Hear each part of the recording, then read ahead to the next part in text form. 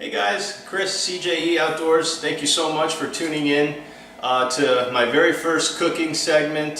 Today we're going to be making cherry smoked venison burgers. Today actually is a very important day for us here. It's Father's Day weekend. It's my daughter's birthday today. She was born the day before Father's Day, so it's always a very special time for us. We ended up doing a party every year for her. And today, a lot of the people that are coming enjoy wild game. I thought it would be fun to make something special for them, so cherry smoked venison burgers. I also thought that it'd be good to make this video because a lot of people that I talk to, you know, maybe not everybody, maybe not you, but a lot of people tend to have a lot of ground venison in their freezer for years because they don't know what to do with it. It's a great meat to work with. For a number of things. You can make meatloafs, you can make chilies, burgers obviously. We hope to make a lot of different things with the ground venison to show people that it's easy, it's not going to take up too much of your time, and people will really enjoy it. The recipe I'm going to show you today is, I think, a fan favorite for a lot of people.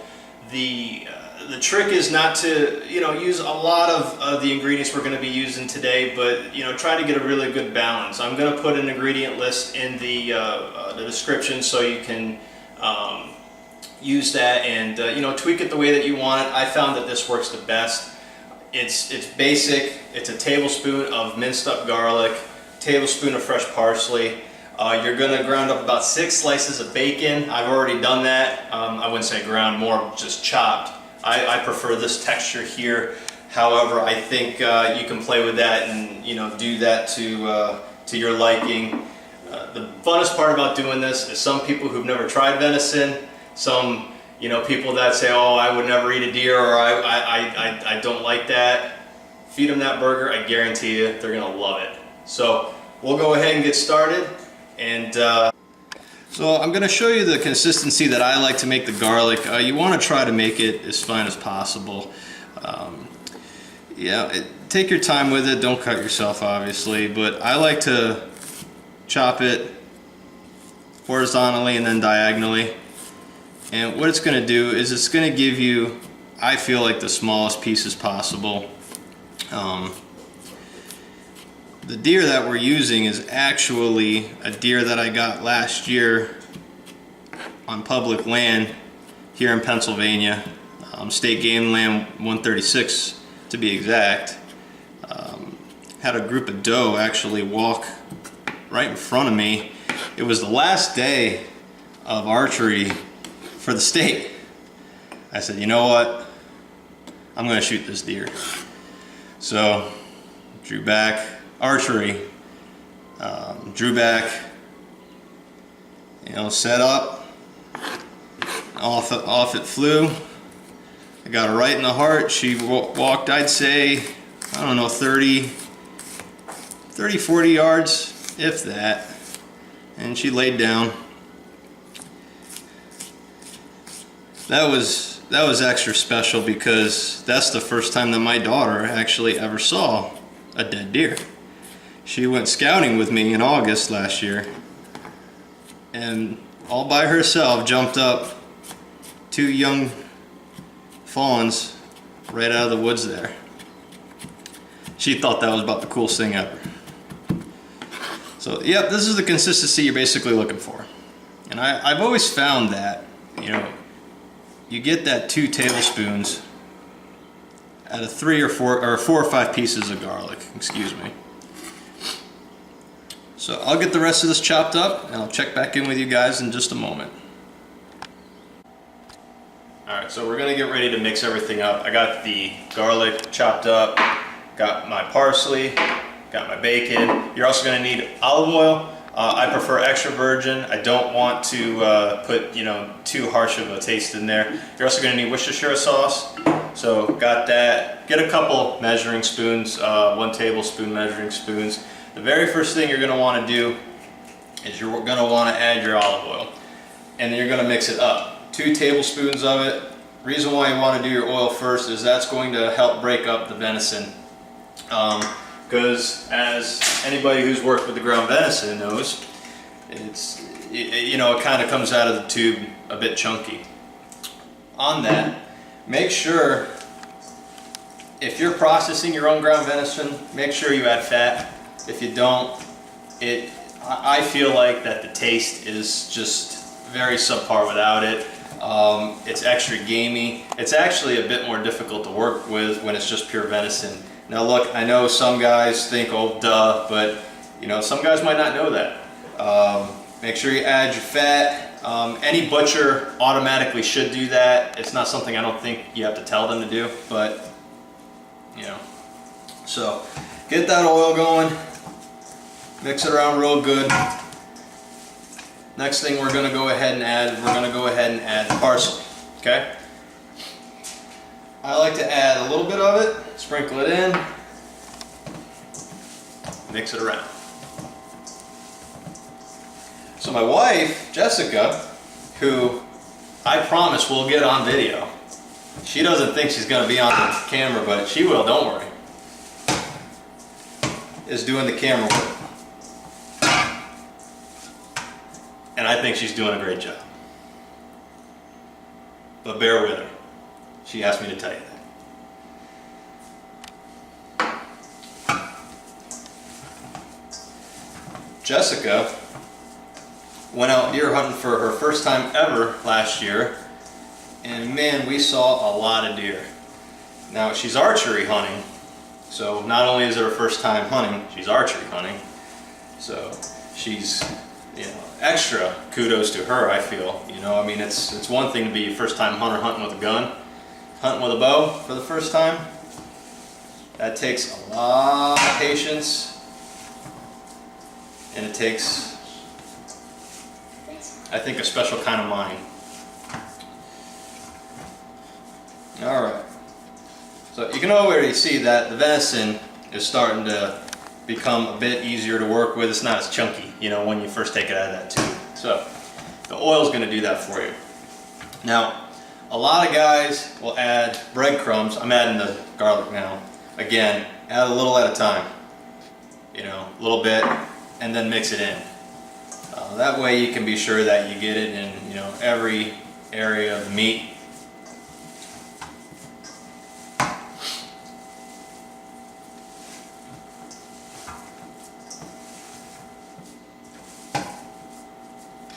And then a little bit more. So anyway, she's bow hunting, and we're public land hunters. We don't have private land to hunt. We saw a lot of deer. And unfortunately, none of them got in within her range that she felt comfortable with, which is fine by me, and I'm sure it's fine by any viewer that would be watching this. This year, not only is she going to be trying to go out and get her first deer again, she's going to be on camera doing it. So I'm looking forward to it. I'm not sure she's looking forward to it, the camera part, but it's going to happen.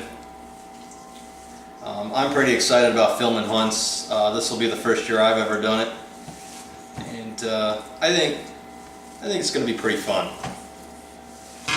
My little girl Ella, who is an awesome fisherman, or fisherwoman, will be on camera fishing, and maybe next year hunting turkey. I don't know about deer yet. She's pretty small. She only weighs about 40 pounds. She's turning 7 today. Maybe she'll get something for her birthday to go hunting with. I don't know. Maybe. So I'm adding the bacon now, and once I get the rest of the bacon in there, I'll get back with you guys and turn it into patties, and then we're going to go out to the smoker and we're going to get the smoking going. I will explain what you can do if you don't have a smoker. It's actually quite easy. Don't worry about it. I can tell you that it's well worth it to get a smoker. If you go, I mean, even Walmart, if you go to Cabela's, any place, try to find them on sale. Having a smoker is a wonderful thing if you're going to be working with a lot of game meat. So, I'll get back with you guys in a bit. Alright, so Last thing we need to add here is the Worcestershire sauce. 1 tablespoon is all you're going to need on it. Now you don't have to do this. I find that it gives it just a bit more of a unique flavor. It almost kind of brings the flavor out of everything. And I can promise you, you don't taste the actual Worcestershire. I think it just helps bring everything else out. And the only other thing that you're going to want to add to it, if you can, is salt. And there's a big reason why. You notice I'm not putting egg in this, and I'm not putting breadcrumbs in it. So you're going to think, well, what's going to hold it together? Believe it or not, the fat that's in the venison, it'll hold it together pretty well. But the salt, when it's heated up, it crystallizes and it holds it together. Now you don't have to, douse it with salt. But I have done it both ways, and I know that the salt helps, especially when you're on the grill flipping it several times. Maybe not so much in the smoker, but in this recipe, you're going to see that we're going to do what they call reverse searing. We're going to smoke it, and then we're going to reverse sear it on the grill, and it's going to kind of give you the best of both worlds, and it's fantastic. So, salt, that's all you need. Alright, sorry about that, you guys. The battery died in the camera, and that hopefully won't ever happen again. Did not realize the battery was so low. So anyway, added the salt. If you'd like, and I recommend it, add a little bit of pepper too. Ground pepper will just give it, again, another element that wouldn't be there if you didn't. So, now that you are completely done getting all your ingredients mixed in, you're going to find that your venison is mixing very well. Now to make the actual burger, I mean, you could just make a small ball and pat it, and then there you go. That's what you got. I do have this little contraption that I got for Father's Day probably years ago. It helps pretty well to make an even burger, a 1/4 pound burger. With 2 pounds of venison, I should be able to get 10 to 12 patties. And I can guarantee you they'll all get 8. Even some of these people come in, they've never ate venison before. I'm going to feed it to them.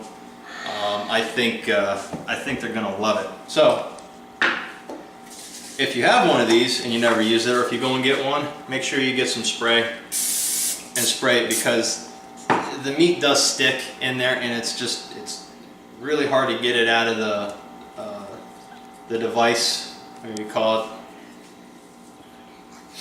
So, put your meat in. Make sure you get every area of it covered. Pat it in. And then this little contraption here will go inside and cut it to make it perfectly round. Just like that. And there's your venison patty. Put it on your tray. And then we're going to do that until we got all of our patties made up, and then we're going to go out to the smoker.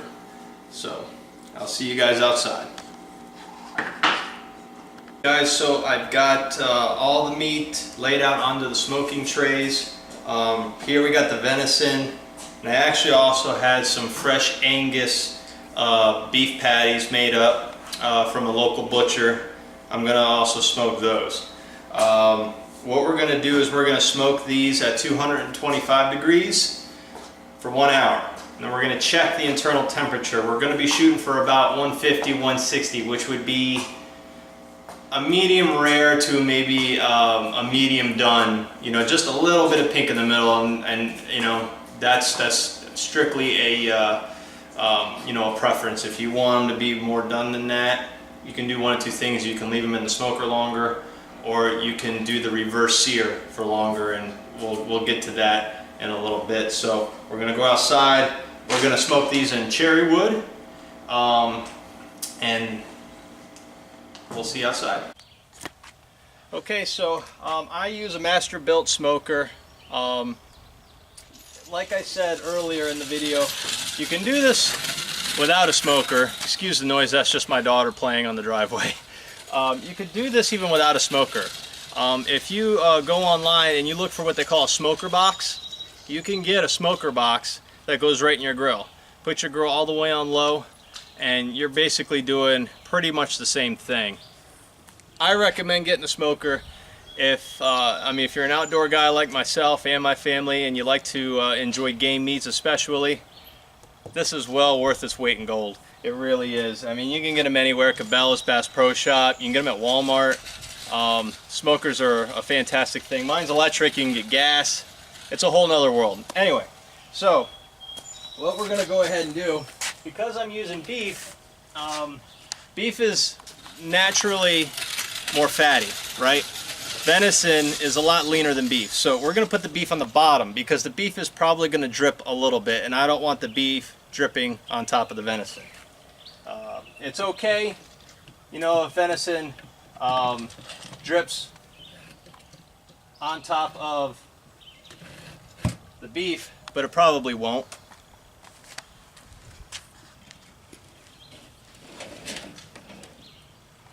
And what I've got here, I've actually got a it looks like I'm using 2 racks. It's not really 2 racks. What it is it's they're grill mat, metal grill mats that you would use like for veggies and stuff. The reason why I use those is it helps work with the burger a lot easier, both before and after cooking. So get your meat inside.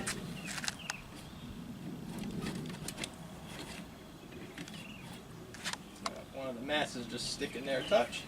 So get your meat inside. If you have a water pan, if you're using a smoker, you have a water pan, use the water pan. It'll just help keep things more moist. Shut it. You already got your smoker up to temperature, at least you should. You want to always get that rolling, have it up to temperature and ready to go before you put the meat in. So once you do that, throw your wood in and set your timer. And like I said, we're going to do it for 1 hour. Doesn't seem like a very long time, but in order to, you know, get that that doneness, for lack of a better word, you know, that's about what you're going to want to do with this. So, wood in, and I'll see you guys back in an hour. Alright guys, it's been just over an hour, like an hour and 5 minutes. We're back at the smoker. I'm going to go ahead, we're going to check the internal temperature of the meat. We're shooting for about 150 to 160, like I had mentioned. If you're doing any kind of smoking, you definitely want to have a meat thermometer. I mean, it's not, you know, you're not using extreme heat, and you got to make sure that your internal temperature reaches a certain point, you know, for safety. So, here's what we're working with so far. Fogged up my glasses. Yeah, we'll go just the middle tray here.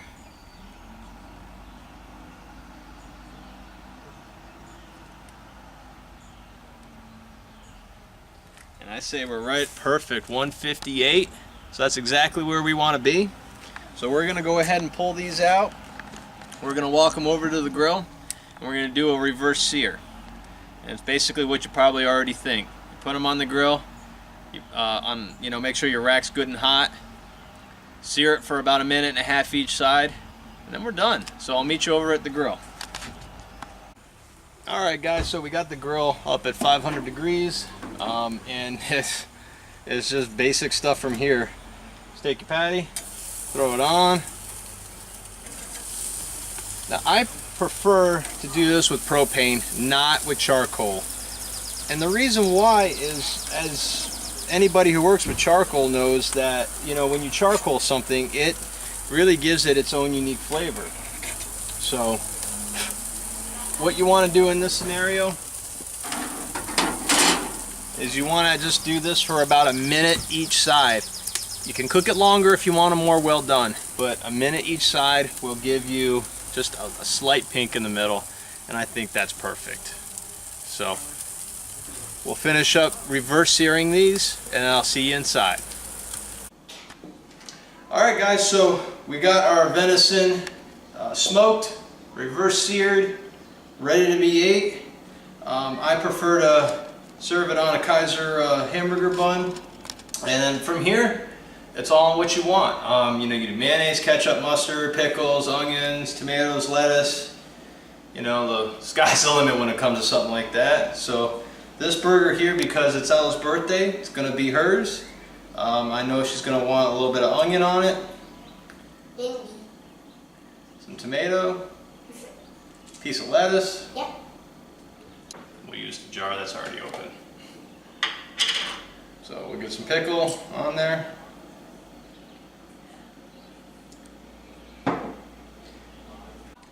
And mayonnaise to finish it off, because I know she'll want mayonnaise on it. And there you have it. Cherry wood smoked venison burger for the birthday girl. Right over here.